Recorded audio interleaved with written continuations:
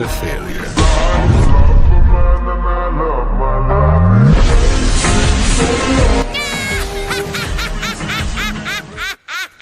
Actually ഇതൊരു part 2 video ആയിട്ട് consider ചെയ്യാം. ഇതിന്റെ first part Ryuma the sword god എന്ന വീഡിയോ നിങ്ങൾ കണ്ടിട്ടില്ലെങ്കിൽ അത് കണ്ടതിന് ശേഷം ഈ വീഡിയോ കാണുക. ആ വീഡിയോ കണ്ടിട്ടില്ലെങ്കിലും കുഴപ്പമൊന്നുമില്ല, അധികമൊന്നും ആ വീഡിയോ ആയിട്ട് ഞാൻ ഇതിനെ കണക്ട് ചെയ്യുന്നില്ല. നിങ്ങൾക്ക് റിയൂമിനെ കുറിച്ച് കൂടുതൽ അറിയണമെന്നുണ്ടെങ്കിൽ ആ വീഡിയോ ഒരു ബെറ്റർ ഓപ്ഷൻ ആയിരിക്കും. അതുകൊണ്ട് പറഞ്ഞതേ ഉള്ളൂ. അതേപോലെ help paradise season 2 wind up ആയി. ഞാൻ ലേറ്റ് ആയിട്ടാണ് കണ്ടത്. ഓൾമോസ്റ്റ് 6 എപ്പിസോഡ് കവർ ചെയ്തു. ഫുൾ കാണാൻ ടൈം കിട്ടിയിട്ടില്ല. ബട്ട് കണ്ടിടത്തോളം എനിക്ക് ഇഷ്ടപ്പെട്ടു. സോ ഞാൻ ഇന്ന് വേണ്ടത് വായിച്ചു തീർക്കും. നിങ്ങൾക്ക് അതിന്റെ റിവ്യൂ വീഡിയോ വേണമെന്നുണ്ടെങ്കിൽ കമന്റ് ബോക്സിൽ ജസ്റ്റ് ഒന്ന് കമന്റ് ചെയ്യുക. Then the next day video will be ready. And recent days ആയിട്ട് എനിക്ക് വീഡിയോ കൺസിസ്റ്റന്റ് ആയിട്ട് ചെയ്യാൻ സാധിക്കുന്നില്ല. വർക്ക് പ്രഷേഴ്സ് കാരണമാണ്, വേറെ ഒന്നും കൊണ്ടല്ല. നിങ്ങൾ ഈ ചാനൽ സബ്സ്ക്രൈബ് ചെയ്ത് സഹായിക്കുകയാണെങ്കിൽ തുടർച്ചയായിട്ട് ഇതേപോലെ ആനിമേ വീഡിയോസ് ചെയ്യാൻ എനിക്കിത് വലിയൊരു മോട്ടിവേഷൻ ആയിരിക്കും. So motivate me. അതേപോലെ നിങ്ങളുടെ ആനിമേ ഫ്രണ്ട്സിന് ഈ വീഡിയോ ഷെയർ ചെയ്ത് കൊടുക്കുക. It will be a very big boost to this channel. So അധികം ഒന്നും പറഞ്ഞു വൈകിക്കാതെ let's get into the video. And അതിന് മുൻപ് ഒരു കാര്യം കൂടെ, I am actually very happy about one piece anime. ഒരു സൈഡിൽ മാങ്കി ലിമുവിന്റെ ഫേസ് റിവീൽ ചെയ്തു. ധാരാളം വൺ പീസ് ഫാൻസിന്റെ കൊല്ലങ്ങളായിട്ടുള്ള കാത്തിരിപ്പായിരുന്നത്. ഓൾമോസ്റ്റ് 8 years സംതിങ് ആയി. ആൻഡ് അനദർ സൈഡിൽ എൽബ ഫാർക്ക് സ്റ്റാർട്ട് ചെയ്തു. So double treat for the fans എന്ന് പറയാം. ഈ എൽബ ഫാർക്കാണ് വൺ പീസ് ആനിമയിൽ തന്നെ മെയിൻ ഇവന്റ്സിൽ ഒന്ന്. സോ മിസ്സാക്കരുത്. Just watch and enjoy. അതേപോലെ ഈ വീഡിയോ സ്കിപ്പ് ചെയ്യാതെ കാണുക.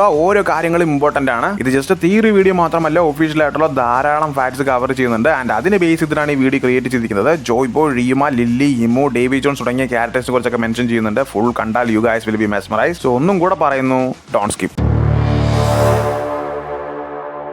ഇന്ന് നമ്മൾ കാണുന്ന ലൂഫിയാണ് ജോയ് ബോയ്. സോറോയാണ് ന്യൂ റിയമ എന്നുള്ള ഫാൻ സ്പെക്കുലേഷൻസ് ആൻഡ് തിയറീസ് ഒക്കെ ധാരാളം കേട്ടതാണ്. സോ ലൂഫിയുടെ റൈറ്റ് ഹാൻഡ് മാൻ ആണ് സോറോ എന്ന് പറയുന്നത് പോലെ ജോയ് ബോയുടെ റൈറ്റ് ഹാൻഡ് മാൻ റിയമ ആണോ എന്നൊരു ഡൗട്ട് നിങ്ങൾക്ക് എല്ലാവർക്കും ഉണ്ടാവും. ജസ്റ്റ് വൺ പീസിന്റെ ടൈം ലൈൻ ഒന്ന് ചെക്ക് ചെയ്ത് നോക്കുകയാണെങ്കിൽ സൂക്ഷിച്ചു കേട്ടോ, വളരെ വളരെ വളരെ വളരെ ഇമ്പോർട്ടന്റ് ആണ്. ജോയ് ബോയുടെ എറ അഥവാ വോയ്ഡ് സെഞ്ചുറി ടൈം ലൈൻ എന്ന് പറയുന്നത് 800 to 900 years ഒക്കെയാണ്. റിയമയുടെ കാലഘട്ടം എന്ന് പറയുന്നത് present one piece world time ലൈനിൽ നിന്നും 400 years ഒക്കെയാണ്. It's not actually official. ഇത് വെച്ച് തന്നെ ധാരാളം ഡിബേറ്റ്സ് നടക്കുന്നുണ്ട്. റിയമയുടെ കാലഘട്ടം സെഞ്ചുറീസ് ഒക്കെ എന്നാണ് മാങ്കയിൽ മെൻഷൻ ചെയ്തിരിക്കുന്നത്.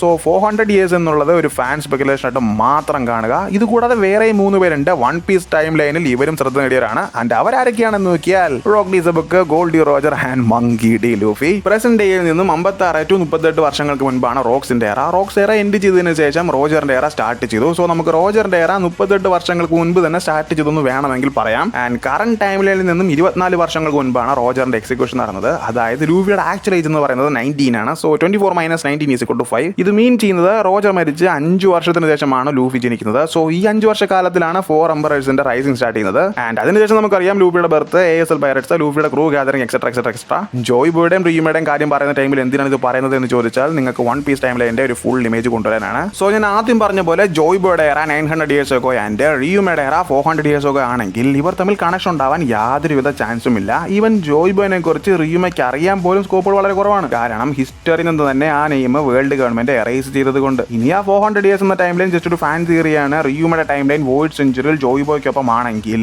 Definitely they have connection, definitely they are in the same team and definitely they fight against team. So അങ്ങനെയാണെങ്കിൽ ജോയ് ബോയുടെ റൈറ്റ് ഹാൻഡ് മാൻ ആണ് റിയുമ എന്ന് നമുക്ക് കണ്ണും കൂട്ടി പറയാം. മേ ബി ഇമുവിനെതിരെ ഫൈറ്റ് ചെയ്തപ്പോഴായിരിക്കാം റിയുമയുടെ ഫേസിൽ ഇഞ്ചുറി ഉണ്ടാവുന്നത് പോലും. ആൻഡ് ഇങ്ങനെയൊക്കെ ആണെങ്കിൽ പോലും കുറച്ചുകൂടി ഡൗട്ട്സ് റിമൈനിങ് ആണ്. ഡൗട്ട് നമ്പർ 1, 900 years ago ആണ് റിയുമ ജീവിച്ചിരുന്നതെങ്കിൽ മോറിയൊക്കെ എങ്ങനെ റിയുമനെ കുറിച്ചുള്ള നോളജ് കിട്ടി? ഡൗട്ട് നമ്പർ 2, റിയുമയുടെ ബോഡി 900 വർഷത്തിന് ശേഷം ഇങ്ങനെ നിൽക്കുമെന്ന് നിങ്ങൾക്ക് തോന്നുന്നുണ്ടോ ഗൈസ്? മേ ബി നിന്നേക്കാം ഗ്രേവിയാർഡ് സ്നോ സൈഡിലായതുകൊണ്ട്. ബട്ട് എന്നാലും ആ സർട്ടൻ നോളജ് മോറിക്ക് എങ്ങനെ കിട്ടി? 900 വർഷങ്ങൾക്ക് മുൻപാണ് റിയുമ ജീവിച്ചിരുന്നെങ്കിൽ ജോയ് ബോയുടെ നെയിം എറേസ് ചെയ്തപോലെ വേൾഡ് ഗവൺമെന്റ് റിയുമയുടെ നെയിം എറേസ് ചെയ്യേണ്ടല്ലേ? ഇങ്ങനെയൊക്കെ ചിന്തിച്ചുകൊണ്ടിരുന്നപ്പോഴാണ് ഒരു ക്യാരക്ടർ നെയിം എന്റെ മൈൻഡിലോട്ട് വന്നത്. ആക്ച്വലി ഈ പറയാൻ പോകുന്ന ക്യാരക്ടർ തിയറി എന്നെ ശരിക്കും ഞെട്ടിച്ചു എന്ന് തന്നെ പറയാം. And that character name is Kozuki Toki. ഈ കൊസുക്കി ടോക്കി എന്ന് പറയുന്ന ക്യാരക്ടർ നിങ്ങൾക്ക് അറിയാമെന്ന് തോന്നുന്നു. നമ്മുടെ ഓടന്റെ വൈഫാണ്. ബട്ട് അതിന് മുൻപ് she is not Kozuki Toki and her real family is not Kozuki clan. Last വീഡിയോയിൽ, അതായത് ഈ വീഡിയോയുടെ പാർട്ട് 1 വീഡിയോയിൽ ഞാൻ റിയുമയുടെ ക്ലാനിനെ കുറിച്ച് മെൻഷൻ ചെയ്തിരുന്നു. റിംഗോ റീജിയനിലുള്ള ഒരു ഡയമി ഫാമിലിയായ ഷിമോർസ്കി ക്ലാനിലാണ് റിയുമ ജനിച്ചത് എന്ന്. സോ ഇതേപോലെ തന്നെ റിംഗോ റീജിയൻ ഓപ്പോസിറ്റുള്ള മറ്റൊരു ഡയമി ഫാമിലിയായ അമാറ്റ്സുകി എന്ന ക്ലാനിലാണ് ടോക്കി ജനിക്കുന്നത്. സോ റിയുമയും ടോക്കിയും ഡിഫറെന്റ് ക്ലാൻസിലാണ് ജനിക്കുന്നതെങ്കിലും അവർ ഡയമി ഫാമിലീസിലുള്ളവരായിരുന്നു. ഇത് ജസ്റ്റ് ഒരു കോയിൻസിഡൻസ് ആയിട്ട് നമുക്ക് തള്ളിക്കളയാൻ പറ്റുന്ന മാറ്ററേ അല്ല. അതേപോലെ ടോക്കിയുടെ യഥാർത്ഥ ടൈം ലൈൻ എന്ന് പറയുന്നത് 830 വർഷങ്ങൾക്ക് മുൻപാണ്. അതായത് വോയിഡ് സെഞ്ചുറിയിൽ ടോക്കി പോസസ് ചെയ്യുന്ന ഡെൽ ഫ്രൂട്ട് എന്ന് പറയുന്നത് ടൈം സ്കിപ്പ് ചെയ്ത് ഫ്യൂച്ചറിലോട്ട് വരാൻ സാധിക്കും. ടോക്കി നോമി അഥവാ ടൈം ഫ്രൂട്ട് എന്നാണ് ഈ ഡെൽ ഫ്രൂട്ടിന്റെ നെയിം. സോ ഈ ഡെൽ ഫ്രൂട്ട് പവർ വെച്ച് 830 വർഷങ്ങൾക്ക് പിറകിൽ നിന്നും, അതായത് പാസ്റ്റിൽ നിന്നും റോജറിന്റെ എറയിലോട്ട് ടോക്കി ടൈം ട്രാവൽ ചെയ്ത് അല്ലെങ്കിൽ ടൈം സ്കിപ്പ് ചെയ്ത് വരുവാണെന്ന് പറയാം. സോ കറന്റ് ടൈം ലൈനിൽ നിന്നും 30 വർഷങ്ങൾക്ക് മുൻപാണ് ടോക്കി ലാൻഡ് ചെയ്യുന്നത്. ആൻഡ് ഇവിടെയും എനിക്ക് പ്രധാനമായിട്ടും 2 ഡൗട്ട് ഉണ്ട്. ഡൗട്ട് നമ്പർ 1, എന്തുകൊണ്ടാണ് സ്പെസിഫിക് ആയിട്ട് ഈ ടൈമിൽ ടോക്കി ലാൻഡ് ചെയ്യാൻ കാരണം? ഡൗട്ട് നമ്പർ 2, എന്തുകൊണ്ടാണ് ടോക്കി ടൈം സ്കിപ്പ് ചെയ്ത് പാസ്റ്റിൽ നിന്നും ഫ്യൂച്ചറോട്ട് വന്നത് തന്നെ? ഈ ക്വസ്റ്റ്യൻസിനെ ബേസ് ചെയ്തുകൊണ്ട് ഞാൻ തന്നെ ഉണ്ടാക്കിയ ഒരു തിയറി ഉണ്ട്, ജസ്റ്റ് ഒന്ന് കേട്ട് നോക്കുക. ടോക്കിയും റിയുമിയും ഡയാമി ഫാമിലിയിൽ ഉള്ളതിനാൽ തന്നെ പരസ്പരം അറിയാൻ ചാൻസ് ഉണ്ട്. മേ ബി ജോയ് ബോയുടെ കൂടെ നിന്ന് ഒരുമിച്ച് ഫൈറ്റ് ചെയ്തിട്ടുണ്ടാവണം, ഐ മീൻ ഇമുവിനെതിരെ. സോ ഈ ടൈമിൽ റിയുമയ്ക്ക് ഇമുവിന്റെ സൈഡിൽ നിന്നും വലിയൊരു ഇഞ്ചുറി ഉണ്ടാകുന്നു. ഇത് കണ്ട ജോയ് ബോയ് ടോക്കിയോട് റിയുമിനെ സേവ് ചെയ്യാൻ പറയുന്നു. തന്റെ പവർ ഉപയോഗിച്ച് ടൈം സ്കിപ്പ് ചെയ്ത് റിയുമിനെ കൊണ്ട് ടോക്കി മറ്റൊരു ടൈമിൽ, അതായത് ഫ്യൂച്ചറിലെത്തുന്നു. എന്നാൽ റിയുമിക്ക് ആവശ്യമായ മെഡിസിനോ ട്രീറ്റ്മെന്റോ ആ കാലഘട്ടത്തിൽ ഇല്ലാത്തതിനാൽ ടോക്കിക്ക് റിയുമിനെ കൊണ്ട് വീണ്ടും ഫ്യൂച്ചറിലോട്ട് പോകേണ്ടതായി വരുന്നു. അവസാനം കറന്റ് ടൈം ലൈനിൽ നിന്നും 30 വർഷങ്ങൾക്ക് മുമ്പ് ടോക്കി വന്ന് ലാൻഡ് ചെയ്യുന്നു. പിന്നീട് ആ ടൈമിലെ ഫേമസ് ഡോക്ടറും ഫേമസ് സർജനുമായ ഡോക്ടർ ഹോഗ് ബാക്കിനെ മീറ്റ് ചെയ്യുന്നു. ആൻഡ് ഹോഗ് ബാക്ക് നടത്തിയ ട്രീറ്റ്മെന്റിന് പോലും റിയുമിനെ രക്ഷപ്പെടുത്താൻ സാധിക്കുന്നില്ല. കാരണം അപ്പോഴേക്കും റിയുമയ്ക്ക് രക്ഷപ്പെടാനുള്ള സ്റ്റേജ് കഴിഞ്ഞിരുന്നു എന്ന് തന്നെ പറയാം. സോ റിയുമിനെ ടോക്കി തന്നെ റിംഗോ റീജിയനിൽ അടക്കം ചെയ്തതിനു ശേഷം വൈറ്റ് ബീഡ് പൈററ്റ്സിനെ കണ്ടുമുട്ടുന്നു. പിന്നീട് റോജറ്റ് പൈററ്റ്സിലോട്ട് ഓടനുമായിട്ട് പോവുകയാണ് ഉണ്ടായത്. ആൻഡ് ഇതേ സമയം തന്നെ ഡോക്ടർ ഹോഗ് ബാക്കിന് റിയുമയുടെ യഥാർത്ഥ പവസിനെ കുറിച്ചെല്ലാം തന്നെ മനസ്സിലാക്കാൻ സാധിച്ചിരുന്നു. ആൻഡ് ഇത് തന്നെയാണ് യഥാർത്ഥ ട്വിസ്റ്റ് എന്ന് പറയുന്നതും. ആരാണ് ഡോക്ടർ ഹോഗ് ബാക്ക് എന്ന് നോക്കിയാൽ മോറിയയുടെ ക്രൂവിലെ ഫേമസ് ആയ സർജനാണ്. ആൻഡ് മോറിയ വാനോ ഇൻവേഡ് ചെയ്യുന്ന ടൈമിൽ, അതായത് കൈഡോ ആയിട്ട് നടന്ന ഫൈറ്റിനിടയിൽ മോറിയയുടെ ക്രൂവിലുള്ള ഡോക്ടർ ഹോഗ് ബാക്ക് റിയുമിനെ കുറിച്ചും പുള്ളിയുടെ പവേഴ്സിനെ കുറിച്ചും മോറിയയ്ക്ക് എക്സ്പ്ലെയിൻ ചെയ്ത് കൊടുക്കുന്നു. സോ ഇങ്ങനെ പവർഫുൾ ആയ ഒരാൾ തന്റെ ക്രൂവിലുണ്ടെങ്കിൽ അത് തനിക്ക് നല്ലതാണെന്ന് മനസ്സിലാക്കിയ മോറിയ റിയുമയുടെ ബോഡിയും ഷൂസൈസ് ബോർഡും വാനയിൽ നിന്നും സ്റ്റീൽ ചെയ്യുന്നു. ആൻഡ് ഒന്നും കൂടെ പറയുന്നത് ഇത് ഞാൻ ഉണ്ടാക്കിയ തിയറിയാണ്. സോ നടക്കാൻ ചാൻസസ് വളരെ കുറവാണ്. ബട്ട് ഈ തിയറി പെർഫെക്റ്റ് ആയിട്ടാണ് എനിക്ക് തോന്നുന്നത്. ഞാൻ ഉണ്ടാക്കിയ തിയറി ആയതുകൊണ്ട് പറയുന്നില്ല. ടോക്കി എന്ന് പറയുന്ന ക്യാരക്ടർ ഒരു റീസണും കൂടാതെ ഫ്യൂച്ചറിലോട്ട് ജമ്പ് ചെയ്ത് വരേണ്ട ആവശ്യമില്ലല്ലോ. സോ ഞാൻ തന്നെ സ്പെക്കുലേറ്റ് ചെയ്തെടുത്താണിത്. ഞാൻ എന്തുകൊണ്ടാണ് ടൈം ലൈൻ ആദ്യം നിങ്ങൾക്ക് വിശദമാക്കി തന്നതെന്ന് നിങ്ങൾക്ക് മനസ്സിലായെന്ന് തോന്നുന്നു. സോ ഈ തിയറി ഇവിടെ അവസാനിച്ചു എന്നാണ് നിങ്ങൾ കരുതിയെങ്കിൽ ഒരിക്കലും അല്ല. It's just a beginning. ഈ തിയറി മറ്റൊരു തിയറിയിലോട്ട് കടക്കുവാണ്. Actually it's a very big question എന്ന് തന്നെ പറയാം.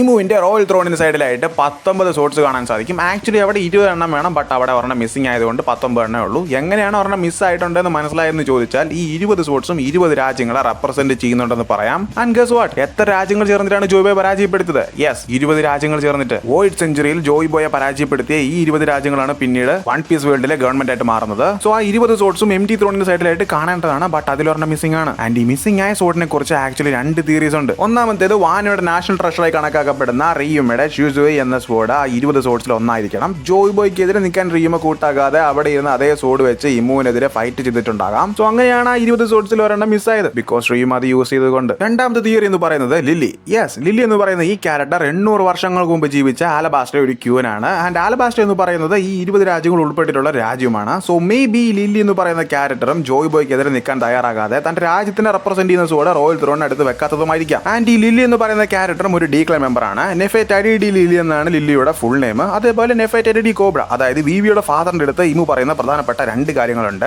ഡി ക്ലാനിലുള്ളവരെല്ലാം എനിക്കെതിരെ ഒരു കാലത്ത് നിന്നവരാണ് എന്നും ലില്ലി ആലബാസ്റ്റയിലോട്ട് അതും നെഫെറ്റൈഡി ഫാമിലിക്ക് ഒരു കത്ത് എഴുതിയിരുന്നു. ആ കത്തിലുള്ള ലില്ലിയുടെ ഫുൾ നെയിം എന്താണെന്നും കോബ്രയോട് ചോദിക്കുന്നുണ്ട്. പേടിച്ച് കയറിച്ച കോബ്ര നെഫെറ്റൈഡി ലില്ലി എന്ന് പറയുന്നു. പ്രത്യേകിച്ചും ഡി എന്ന വാക്ക് കേൾക്കുമ്പോൾ ഇമുവിന് ദേഷ്യം വരുന്നതും കാണാൻ സാധിക്കും. സോ ഈ ഒരൊറ്റ സീൻ വെച്ച് തന്നെ ധാരാളം ഫാൻ സ്പെക്കുലേഷൻസ് ഉണ്ട്. അതായത് ഇമുവിന് ലില്ലിയോട് ഇഷ്ടം ഉണ്ടായിരുന്നു എന്നും ബട്ട് ലില്ലിക്ക് ജോയ് ബോയോടായിരുന്നു ഇഷ്ടമെന്നും. ആൻഡ് ഇവരുടെ 3 പേരുടെയും ലവ് ട്രയാങ്കിൾ സ്റ്റോറിയാണ് ആക്ച്വലി യഥാർത്ഥ വൺ പീസ് സ്റ്റോറി എന്നാണ് ഒരു സൈഡ് ഫാൻസ് പറയുന്നത്. ആൻഡ് ഹിമുവിന്റെ ഫേസ് റിവീൽ ആയതിനു ശേഷം ഹിമുവാണ് വൺ പീസ് വേൾഡിലെ ഒബീറ്റോ എന്ന് പോലും പറയുന്നുണ്ട്. എനിവേ ഹിമുവിന് ലില്ലിയോട് അഫെക്ഷൻ ഉണ്ട് എന്ന് കാണിക്കുന്ന ഒരു സീൻ നമുക്ക് ആനിമൽ കാണാൻ സാധിക്കും. പ്രത്യേകിച്ച് ഈ ഒരു സീനിൽ ലൂഫിയുടെയും ബ്ലാക്ക് ബിയർഡിന്റെയും മെർമെയ്ഡ് പ്രിൻസസിന്റെയും ഫോട്ടോ ഇമു കീറി കളഞ്ഞിട്ടുണ്ടാവും. ബട്ട് പ്രിൻസസ് വിവിയുടെ ഫോട്ടോ ഇമുവിന്റെ കയ്യിൽ സുരക്ഷിതമായിട്ട് ഇരിക്കുന്നതും കാണാം. ഇതുകൊണ്ട് മീൻ ചെയ്യുന്നത് മറ്റൊന്നുമല്ല, ലൂഫി നിക്കയുടെ ഡെൽ ഫ്രൂട്ട് യൂസറും ജോയ്ബനെ റെപ്രസെന്റ് ചെയ്ത ഒരു ക്യാരക്ടറാണ്. ബ്ലാക്ക് ബിയർഡിനെ സംബന്ധിച്ചിടത്തോളം റോക്കി സബക്കിന്റെ മകനും ഡേവി ക്ലാനിലുള്ള വ്യക്തിയുമാണ്. ഡേവി ക്ലാൻ എന്നതുകൊണ്ട് മീൻ ചെയ്യുന്നത് റോക്സിന്റെ യഥാർത്ഥ പേരും ബ്ലാക്ക് ബിയർഡിന്റെ ആൻസസ്റ്ററുമായ ഡേവി ജോൺസിനെ മെൻഷൻ ചെയ്യുന്ന തരത്തിലാണ്. റോക്സിന്റെ യഥാർത്ഥ പേര് ഡേവിഡി സെബക് എന്നാണ്. ആൻഡ് റോക്സ് ഒരു വലിയ ഡേവി ജോൺ ഫാൻ കൂടെയാണ്. സോ റോക്സ് ഇമുവിനെതിരെ നിൽക്കുമ്പോൾ ഡേവി ജോൺ ഫാനാണ് ഞാനെന്ന് പറയുന്നത് കൊണ്ട് ഉദ്ദേശിക്കുന്നത് മറ്റൊന്നുമല്ല, ഡേവി ജോൺസും ഇമുവിനെതിരെ ഒരു കാലത്ത് നിന്നുകൊണ്ടായിരിക്കാം. സോ ഇമുവിന് റോക്സിനെ ഇഷ്ടമല്ല, ഡേവി ജോൺസിനെ ഇഷ്ടമല്ല. അതുകൊണ്ട് റോക്സിന്റെ മകനായ ബ്ലാക്ക് ബിയർഡിനോടും സെയിം ആങ്കർ ഇഷ്യൂസ് തന്നെ ഉണ്ടാവും. ഇവരുടെ 2 പേരുടെയും ഫോട്ടോ കീറിയതൊക്കെ, ബട്ട് എന്തിനാണ് മെർമെയ്ഡ് പ്രിൻസസ് ഷിരാഹോഷിയുടെ ഫോട്ടോ കീറിയതെന്ന് ചോദിച്ചാൽ she is actually a ancient weapon named Poseidon. ഒരു ലിവിംഗ് വെപ്പൺ എന്ന് തന്നെ പറയാം. ഈ പവർ എന്താണെന്ന് വെച്ചാൽ സീ കിങ്സിനെ കൺട്രോൾ ചെയ്യാനും അവരെ ഉപയോഗിച്ച് മറ്റുള്ളവർക്കെതിരെ ഫൈറ്റ് ചെയ്യാനും സാധിക്കും. നമുക്കറിയാം വൺ പീസ് വേൾഡ് നമ്മുടെ വേൾഡിനെക്കാളും 20 മടങ്ങ് വലുതാണ്. ആൻഡ് 70% കടലുമാണ്. സോ ഈ കടലിലുള്ള സീ കിങ്സിനെ കൺട്രോൾ ചെയ്യുക എന്ന് പറയുന്നത് വലിയൊരു കാര്യമാണ്. അത് വേൾഡ് ഗവൺമെന്റിന് വലിയൊരു ത്രെട്ടുമാണ്. സോ മെർമെയ്ഡ് പ്രിൻസസിന്റെ ഫോട്ടോയും കീറിയേ മതിയാവും. ആൻഡ് വിവിയുടെ ഫോട്ടോ കീറാത്തതിന് കാരണം ലില്ലിയുടെ സക്സസറാണ് വിവി. അതായത് Lily from Alabasta kingdom and she is an ancestor of Vivi. ലില്ലിനെ പോലെ തന്നെയാണ് വിവിനെ കാണാൻ വിളിക്കുന്നത്. സോ ലില്ലിയോടുള്ള ഇഷ്ടം കൊണ്ടായിരിക്കാം വിവിയുടെ ഫോട്ടോ കീറാത്തത്. ആൻഡ് കോബ്ര മെൻഷൻ ചെയ്യുന്ന പ്രധാനപ്പെട്ട മറ്റ് 2 കാര്യങ്ങൾ കൂടെ ഉണ്ട്.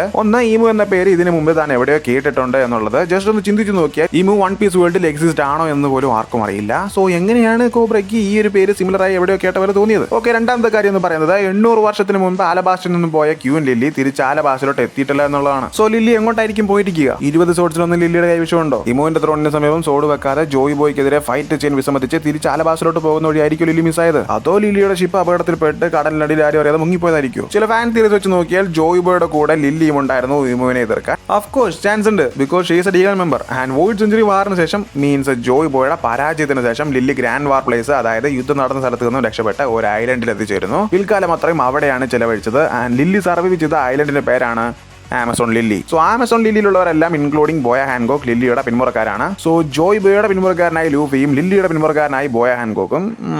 It's actually solid theory, I like it anyway. And അതേപോലെ കടലിൽ കിടക്കുന്ന ഈ കപ്പലിൽ സാഞ്ചി കണ്ടെത്തിയ ഫോട്ടോയിലുള്ളത് ലില്ലിയാണെന്ന് പറയുന്ന ഒരു തിയറി ഉണ്ടായിരുന്നു. ബട്ട് ഹെയർ കളർ വെച്ച് അത് ലില്ലി അല്ല മറ്റാരാണെന്നും ഫാൻസ് വാദിക്കുന്നുണ്ട്. ബട്ട് എന്തൊക്കെ തന്നെയായാലും സാഞ്ചി ഈ ഫോട്ടോ കാണുന്നത് പോലെ തന്നെ ലൂഫിയുടെ കയ്യിൽ ഒരു ഏൻഷ്യൻ വർക്കും ഇതൊരു ഡ്രാഗനെ റെപ്രസെന്റ് ചെയ്യുന്ന വിധത്തിലുമാണുള്ളത്. ആൻഡ് സോറോയ്ക്ക് ഒരു സോഡും കിട്ടുന്നുണ്ട്, ബട്ട് അത് അപ്പോൾ തന്നെ റെസ്റ്റ് ആയി പോകുന്നുണ്ട്. സോ ഇത് ഓടോ എന്തെങ്കിലും തരത്തിൽ ഫോർ ഷാഡോയിങ് ചെയ്യുന്നതാണ് എന്ന് പലർക്കും തോന്നി, ഈവൻ എനിക്കും തോന്നി. ഇവർ 3 പേരുടെയും ഡെസ്റ്റിനി ഓട ഈ എപ്പിസോഡിൽ ഫോർ ഷാഡോ ചെയ്ത് കാണിക്കുകയാണ് എന്നാണ് വൺ പീസ് ഫാൻസ് പലരും പറയുന്നത്. സാഞ്ചിയെ ഫോട്ടോ കാണുന്നത് കൊണ്ട് എന്താണ് മീൻ ചെയ്യുന്നത്? സോറോയുടെ കയ്യിൽ നിന്നും റെസ്റ്റ് ആയിപ്പോയ സോഡാണോ ആ മിസ്സിംഗ് ആയിപ്പോയ സോഡ്? അങ്ങനെയാണെങ്കിൽ രണ്ടു വിധത്തിലും ഈ സോഡിന് സോറോ ആയിട്ട് കണക്ഷൻ ഉണ്ടാകുന്നുണ്ട്. എങ്ങനെയാണെന്ന് ചോദിച്ചാൽ റിയുമയുടെ ഷ്യൂസോ എന്ന സോഡ് റോയൽ ത്രോണിന് സൈഡിൽ വെക്കാൻ കൂട്ടാക്കാതെ, അതായത് 20 രാജ്യങ്ങളിൽ ഒന്ന് വാനോയാണ്, വാനോനെ റെപ്രസെന്റ് ചെയ്യുന്ന ഷ്യൂസോ എന്ന സോഡ് റിയുമ റോയൽ ത്രോണിന് സൈഡിൽ വെക്കാതെ ഇമുവിനെതിരെ ഫൈറ്റ് ചെയ്യാൻ ഉപയോഗിച്ചു. പിൽക്കാലത്തത് സോറോയുടെ കയ്യിൽ വന്നു ചേരുന്നു. എന്നാൽ സോറോ ആ സോഡ് അധികം നാൾ കൈ വെക്കുന്നില്ല. ആൻഡ് അതേപോലെ തന്നെ റെസ്റ്റ് ആയിപ്പോയ സോഡ് ലില്ലിയുടേതാണെങ്കിൽ അതും സോറോയുടെ കയ്യിൽ അധികം നേരം നിൽക്കുന്നില്ല. എനിക്ക് തോന്നുന്നു ഇമുവും ബ്ലാക്ക് ആയതുകൊണ്ട്